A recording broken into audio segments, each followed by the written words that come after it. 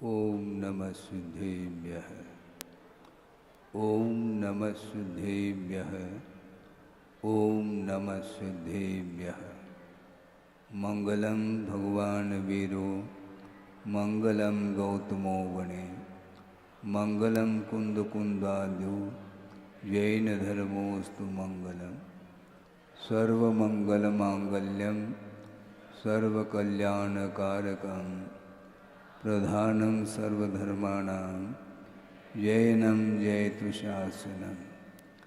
अहिंसा परमो धर्म की महावीर भगवान की प्रातः स्मरणे परम पूजाचार्य गुरुवर श्री विद्यासागर जी मुनि महाराज की जय।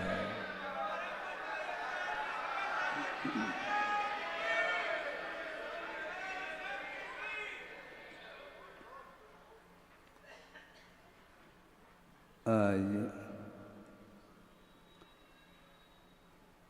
7 जुलाई है, ये ध्यान रखें। 7 अप्रैल को भी जबलपुर में प्रवेश हुआ था।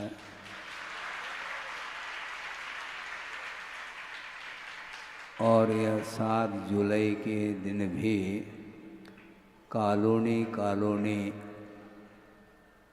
में लाभ देते हुए सर्वप्रथम यहीं से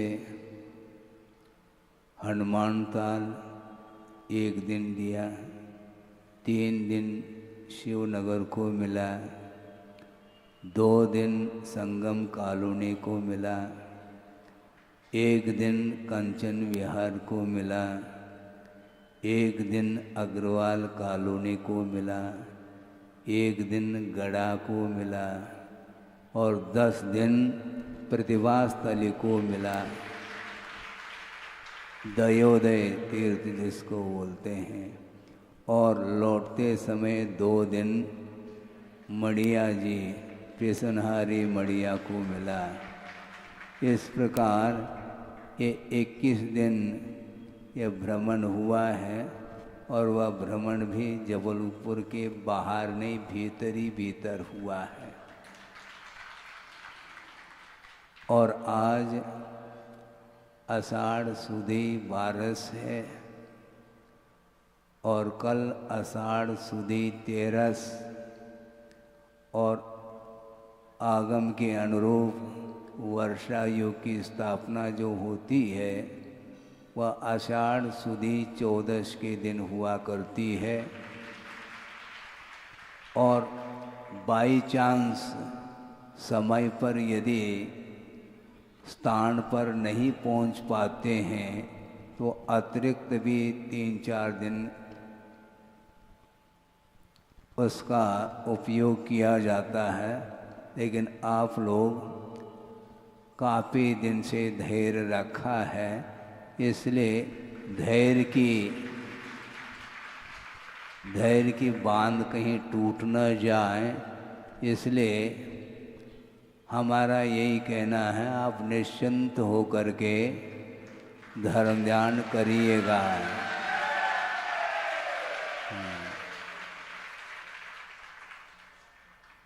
वर्षा योग की स्थापना क्यों होती है, क्या इस विषय को लेकर के आषाढ़ सुदी 14 के दिन वर्षा योग की स्थापना होगी। और वस्तुतः यह स्थापना श्रमण लोग करते हैं। और औपचारिक जो कलश स्थापना की बात आती है तो आप लोगों ने जो भी तिथि तारीख निश्चित की हो उस दिन वह अवसर मिलेगा। उसके पहले ही आषाढ़ सुदी 14 के दिन वर्षा योग की स्थापना भक्तियों के पाठ के साथ किया जाएगा।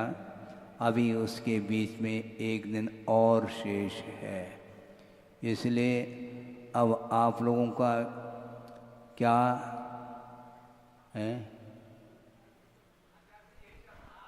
हाँ, हमने बीच में इसलिए रखा क्योंकि बाई चांस की बात कही थी। यदि समय पर यदि स्थान पर नहीं पहुंच पाते हैं तो 3-4 दिन भी इमरजेंसी के माने जाते हैं, उसका उपयोग किया जाता है। किंतु आज ही यहाँ पर प्रवेश हुआ है संघ का, और लाडगंज, और यहाँ पर कौन सा भवन है, हाँ वो तो है ही, लेकिन आचार्य विद्यासागर सभा भवन में प्रवेश हुआ है। यहाँ पर गुरुदेव की आराधना आप शांति के साथ प्रवचन और तत्व चर्चा आदि के माध्यम से लाभ लेंगे। और आज संक्षेप में हम ये कहना चाहते हैं कि वस्तुतः आगमकारों का यही कहना है, भव समुद्र से पार होने के लिए हमें आलंबन की बड़ी आवश्यकता होती है।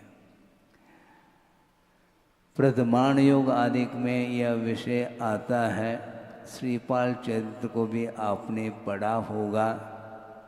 उनके पास ऐसी शारीरिक बल, मनोबल भी था, और एक कितने कोटि भट्ट बोलते हैं, 1 करोड़ों राजाओं को परास्त करने का उनके पास सामर्थ्य था, शक्ति थी, और उसका उपयोग धार्मिक क्षेत्र में ही उन्होंने किया है। इसलिए उनका चरित्र प्रथमाण्यो ग्रंथ में पढ़ने को मिलता है। वस्तुतः पुण्य का संचय संसारी प्राणी करता है, किंतु विरल ही जीव होते हैं उस संचित पुण्य का सदुपयोग करने का अवसर उन्हें प्राप्त होता है। इसलिए युग के आदि में वृषभनाथ हुए हैं, उनका आलम्बन लिया गया है। भवजले पतताम जनानाम आलम्बनम युगादो, ऐसा कहा है। युग के आदि में हुए हैं वृषभनाथ भगवान, और उस समय भव समुद्र में जो डूबने वाली जनता है वो आलम्बन लेने योग्य हैं उनके लिए प्रभु। और उनकी विशेषण और 1-2 विशेषण दिए हैं। मानतुंग आचार्य ने भक्तामर में ही यह पंक्ति वहाँ पर हमें पढ़ने को मिलती है। भक्तामर प्रणत मौलि मणि प्रभानाम उद्योतकम दलित पाप तमो वितानम सम्यक प्रणम्य जिन पाद युगम युगादा वालंबनम भवजले पतताम जनानाम, ऐसा कहा है। भक्त कौन है? वह अमर अर्थात स्वर्गीय जो देव हैं वो भक्त के रूप में उपस्थित हैं, और उनके मुकुटों में जो मणियाँ जड़ी हुई हैं उनकी आभा उसकी प्रभा को भी और उद्योदित करने के लिए सक्षम है। कौन? जिनपाद युगम, ऐसा कहा।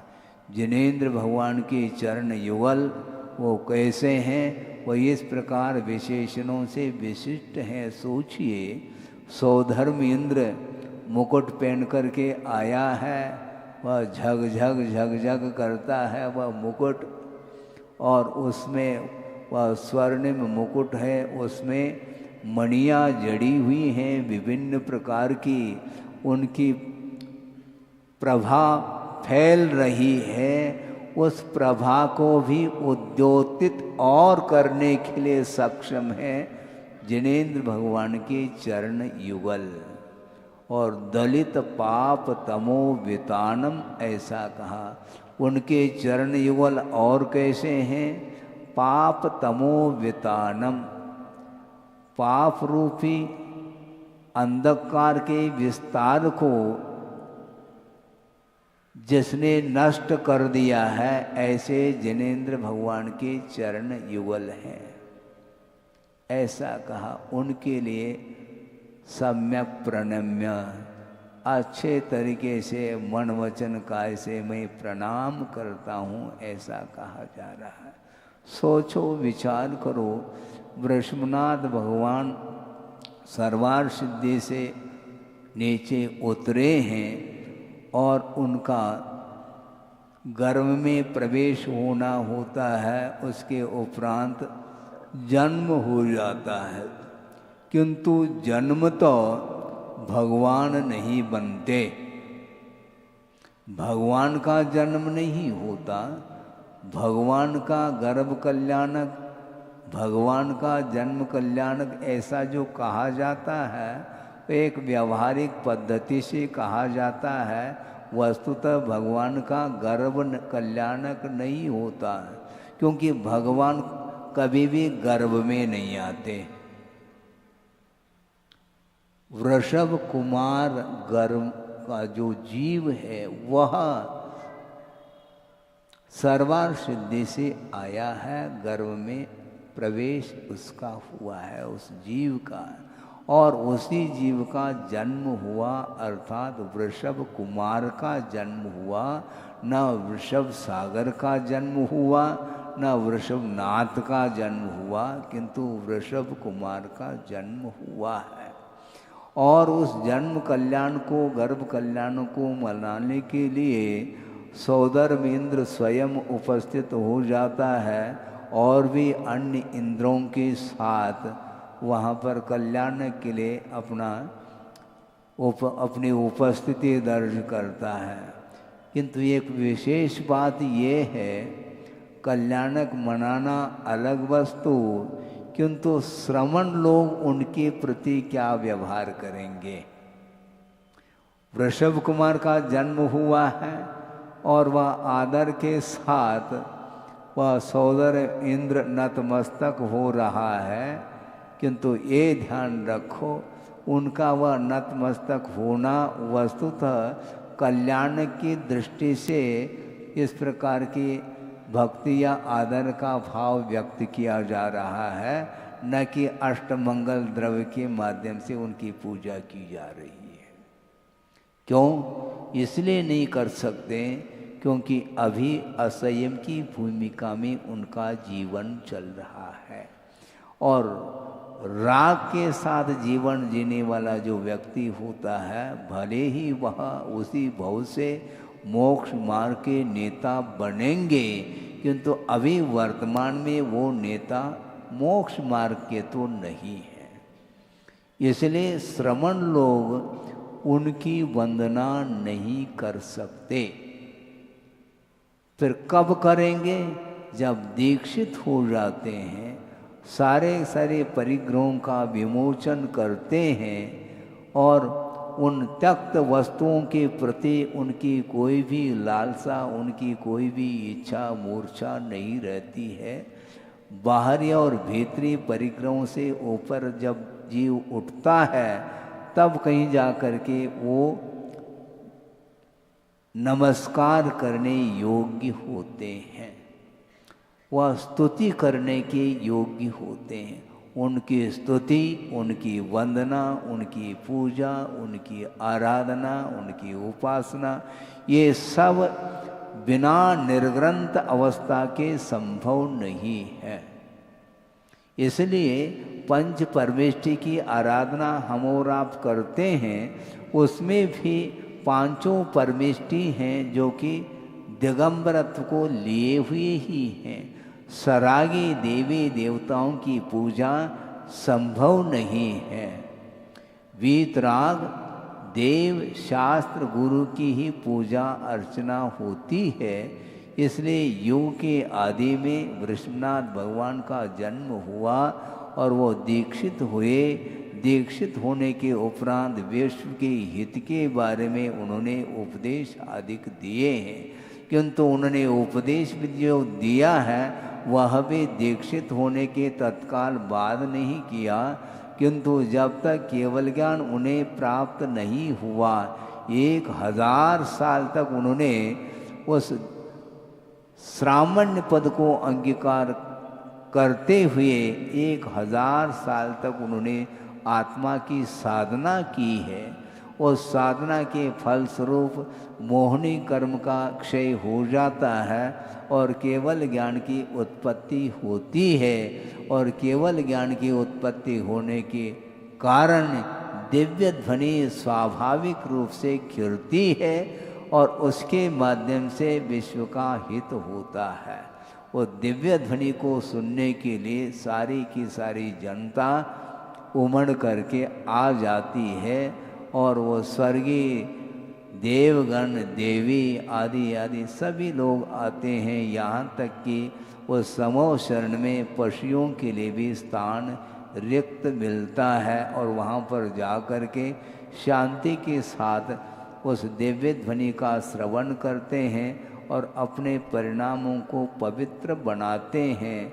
अपने परिणामों को पवित्र बनाने के लिए ही तीर्थंकरों का आलंबन लिया जाता है।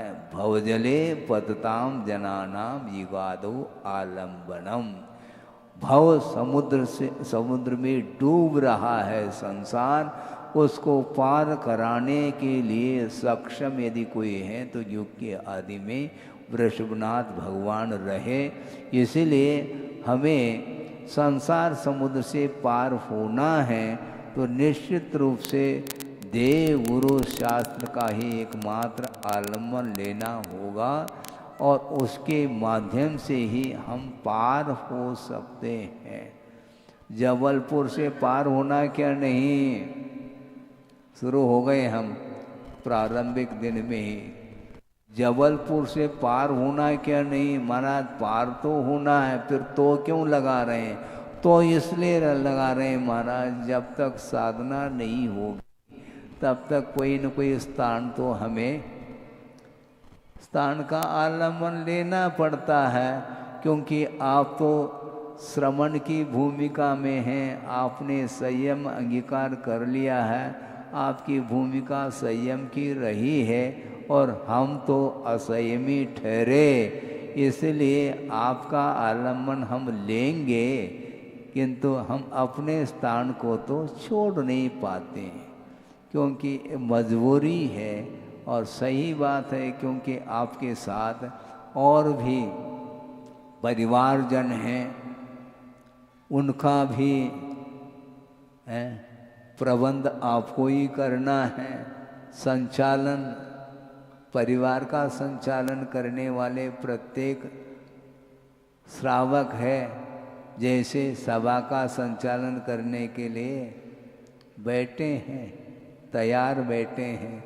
20 दिन 21 दिन का बीच में अंतराल रहा, किंतु समय समय पर अन्य कॉलोनी में भी उनका वहाँ पर आना हुआ और सारे कार्यक्रम को सुचारू रूप से संचालित करते रहें।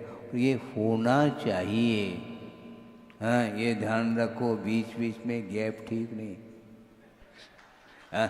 बिजली चली जाए तो बात अलग है। सुनो, बिजली चली जाए तो माइक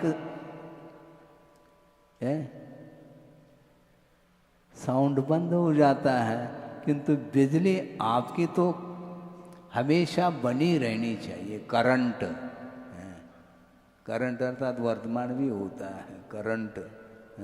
करंट कभी भी जो है ना वो, तो इसलिए हमारा ये कहना है, कुछ ऐसे भी शहर के गणमान्य लोग हैं जिनके माध्यम से यह धर्म प्रभावना हो रही है और उनके कंधों पर ही गुरुदेव ने बहुत बड़ा भार दिया है। उस भार को, सुनो ताली मत बजाओ, उस भार को जो कंधों पर दिया है, उस भार को बीच में कभी भी उतारने का भाव तक नहीं करना चाहिए। ध्यान रखो, जब तक यह प्रकल्प गुरुदेव के पूर्ण नहीं होंगे, जहाँ जहाँ के प्रकल्प हैं उन सब में भी सहयोग आप लोगों के द्वारा अपेक्षित है। क्योंकि बिना धन के सहारे ये प्रकल्प समाप्त नहीं हो सकते। इनको पूर्ण करना है, धन की प्रमुखता है, दान की आवश्यकता है और दान का उपदेश हम समय समय पर देते चले जाएंगे, किंतु हम उपदेश दे सकते हैं, आग्रह नहीं किया जा सकता, अनुग्रह कर सकते हैं, इसमें कोई बाधा नहीं है। थोड़े बहुत प्रोत्साहन आदि के माध्यम से धर्म की ओर अग्रसर कराने के लिए आगम की आज्ञा है। और आप सारे जितने भी यहाँ के गणमान्य लोग हैं, उनका परम कर्तव्य है और दायित्व है पूरे समाज को लेकर के आगे आ कर के निरंतर तन मन वचन काय धन आदि के सहयोग के माध्यम से ही धर्म प्रभावना में अपना योगदान देना चाहिए।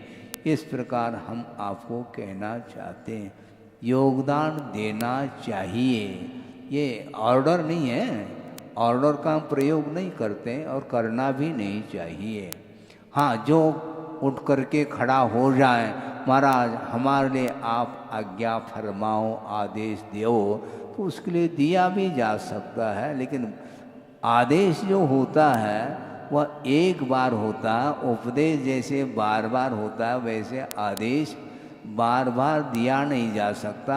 बल्कि गुरुदेव ने ये कहा था कि आदेश की आवश्यकता इसलिए नहीं है, जो व्यक्ति उपदेश को भी आदेश मान करके स्वीकार कर लेता है उसको आदेश की अपेक्षता नहीं है। उसी प्रकार आप लोग आज के नहीं हैं, बहुत पुराने भक्त हैं, इसलिए हमें ज़्यादा आप लोगों को कहने की आवश्यकता नहीं पड़नी चाहिए। और कर्तव्य करने के लिए हमेशा अहम अग्रे होना चाहिए। जिस प्रकार भोजन करने के लिए छोटे छोटे जो बालक होते हैं वो अहम अग्रे, मैं पहला कहते हैं। हाँ, यहाँ तक कि वो कितने बार भोजन करते हैं हम गिन नहीं पाएंगे। सबसे पहले छोटे बच्चों को ही परोसा जाता है, भोजन करके चले जाते हैं, घूम घाम करके फिर बड़े भाई के साथ भी बैठ जाते हैं और घूम घाम करके पिताजी के साथ भी बैठते हैं, माँ के साथ में भी वह बैठ जाता है उसका। इस प्रकार है, एक भक्ति दो भक्ति, कोई भक्ति की कोई गिनती नहीं। उसी प्रकार आप लोगों को भी धार्मिक क्षेत्र में बिना कहे कर्तव्य का पालन करना चाहिए। और जो करना चाहता है उसके लिए आपस में आप लोग भी मोटिवेट करना चाहिए, प्रोत्साहित करना चाहिए, उनको सामने ले आना चाहिए। आवश्यक होता है, जब तक व्यक्ति परिचित नहीं होता है तो संकोच वृत्ति वाला रहता है, वह पीछे बैठ जाता है। किंतु आप लोग निसंकोच हो करके आगे इसलिए बैठे हैं, काफ़ी समय आप लोगों को हुआ है, इसलिए आप सब प्रौढ़ है। किंतु नए जो भी व्यक्ति आएंगे उनके लिए भी इस सभा में स्थान देना चाहिए, चाहे बाहर का व्यक्ति हो चाहे वह स्थानीय व्यक्ति हो, किंतु उनको प्रोत्साहित करते हुए, क्योंकि आचार्यों ने ये कहा है, न धर्मो धार्मिकैर विना, धर्मात्मा के बिना धर्म का कोई अस्तित्व संभव ही नहीं। आप धर्म की आराधना करने के लिए बैठ जाते हैं, किंतु धर्मात्मा आ जाए तो मुखर जाएंगे क्या? नहीं, क्योंकि वह धर्म बिना धर्मात्मा के संभव नहीं है। इसलिए साधर्म के प्रति ऐसा व्यवहार होना चाहिए जैसा कि वह हमारे परिवार का ही सदस्य है, ऐसा मान करके व्यवहार करना चाहिए। बिना वात्सल्य, बिना आदर, बिना सम्मान, बिना आत्मीयता के ये धार्मिक कार्य नहीं हो सकते हैं। इसलिए गुरुदेव ने जो श्रम किया है वह अद्भुत है, उनका पुरुषार्थ। कितने व्यक्तियों को उन्होंने तैयार किया, पूरे जबलपुर को ही उन्होंने तैयार कर दिया है। चतुर्वेद संघ का निर्माण भी किया है, तो साथ साथ सामाजिक क्षेत्र में भी उन्होंने जो आदर्श प्रस्तुत किया है, जो विश्व को प्रकाश दिया है, वह न भूतो न भविष्यति वाली बात है। यह बहुत ही अनूठा कार्य उनके द्वारा हुआ है। इसी प्रकार के भविष्य में भी हमें, क्योंकि पंचम काल के अंत तक यह धर्म का अस्तित्व बना रहेगा, धर्म का प्रवाह बना रहेगा। बीच बीच में भले ही थोड़े बहुत अप डाउन होता रहे, बात अलग है, क्योंकि अवसर्पिणी काल है, पंचम कलिकाल है। इसके उपरांत भी जो भी आपके लिए योग्य साधन सामग्री, धार्मिक सामग्री मिलती है, उसका सदुपयोग करते हुए अपने जीवन को आगे बढ़ाना चाहिए। और जो क्षमता रखता है वो मोक्ष मार्ग पर आरूढ़ भी हो सकता है, नहीं भी है तो गृहस्थ जीवन में रह करके अपने कर्तव्य का पालन करते हुए छोटे छोटे बच्चों को, बालिकाओं के लिए भी एक धार्मिक संस्कार उनके ऊपर डालने का पुरुषार्थ करना चाहिए, जिसके माध्यम से एक अद्भुत प्रभावना हो सकती है। हो इस पवित्र भावना के साथ अहिंसा परमो धर्म की जय। बोधि समाधि परिणाम शुद्धि स्वात्मोपलब्धि शिव शोक सिद्धि चिंतामणिम चिंतित वस्तुदाने त्वां वंदमानस्य ममास्तु देवी। परम पूजाचार्य गुरुवर श्री विद्यासागर जी मुनि महाराज की जय। बोलिए आचार्य भगवान गुरुदेव श्री समय सागर जी महामुनि